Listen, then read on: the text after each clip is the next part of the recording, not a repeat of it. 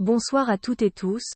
Nous espérons que tout va bien. Si c'est votre première fois sur cette chaîne, n'hésitez surtout pas à vous abonner au max et de partager la chaîne avec vos amis. Sans plus tarder, on va commencer l'actualité football avec Manchester United qui écarte Jadon Sancho de l'équipe première. Erik ten Hag a fait un choix fort en se déplaçant à Arsenal sans Jadon Sancho lors de la 4e journée de Premier League. Le Néerlandais avait expliqué son choix après la rencontre, et critiqué le manque d'application de l'attaquant de 23 ans. Nous ne l'avons pas sélectionné en raison de ses performances à l'entraînement. À Manchester United, il faut être au niveau tous les jours. Il y a des choix à faire en attaque, donc pour ce match il n'a pas été sélectionné, avait ainsi déclaré le coach des Red Devils. Des mots forts que le joueur a niés via ses réseaux sociaux quelques minutes après la rencontre en question. Mais ce jeudi, plus de 10 jours après ce malentendu, le club de Manchester United a décidé de passer à l'action en communiquant la mise à l'écart du groupe de l'équipe première de Sancho.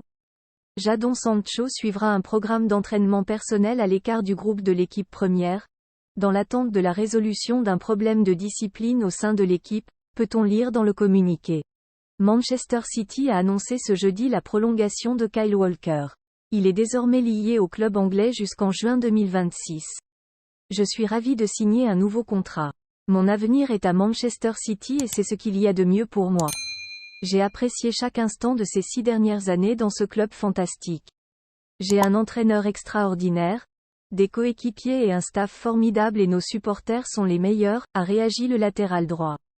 L'international anglais était proche d'un départ des Citizens cet été et avait même conclu un accord verbal pour rejoindre le Bayern Munich. Cependant, le joueur de 33 ans a décidé de rester en Angleterre.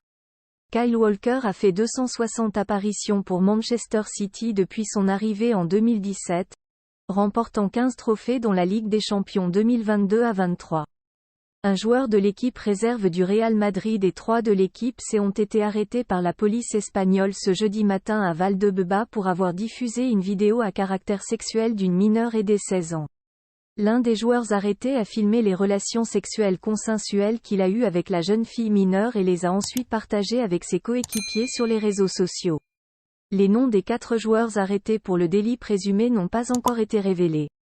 Le journal A annonce qu'aucun joueur de l'équipe première du Real Madrid n'est impliqué dans cette affaire. Devant ces graves accusations, le géant espagnol a tenu à rapidement réagir via un communiqué officiel. Le Real Madrid annonce avoir appris qu'un joueur du Castilla et 3 joueurs du Real Madrid C ont fait une déclaration à la police concernant une plainte pour la prétendue diffusion d'une vidéo privée sur WhatsApp. Lorsque le club aura une connaissance détaillée des faits, il adoptera les mesures appropriées, a notamment écrit le club.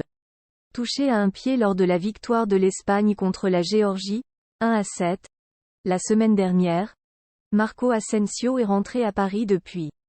Selon la presse espagnole, le joueur a déjà passé des examens avec la RORA dont les résultats vont être transmis au PSG afin de connaître la nature de sa blessure et surtout la durée de son absence.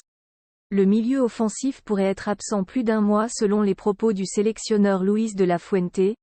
Asensio ne sera pas en état de jouer les prochains matchs de l'Espagne. C'est presque certain. Or, les prochains matchs de la sélection espagnole auront lieu mi-octobre, avec un match crucial contre l'Écosse le 12.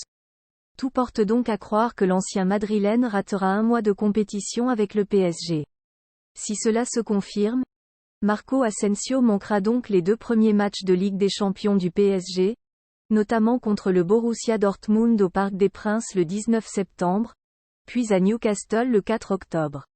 On en sait désormais aussi plus sur la blessure de Marco Asensio avec l'Espagne. Marco Asensio souffre d'un traumatisme au niveau du pied.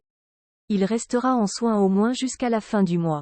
De Quador est déjà acté son forfait pour la C1. En effet, l'équipe revoit à la baisse la durée de l'absence de l'ancien madrilène, qui devrait manquer entre 2 et 3 semaines de compétition. L'Espagnol ratera donc la réception de Dortmund suivie de celle de l'OM le week-end prochain. Comme objectif, le Majorquin a en ligne de mire le déplacement périlleux du PSG à Newcastle, le 4 octobre prochain, dont il espère être du voyage. Un bonbon à découvrir en vidéo.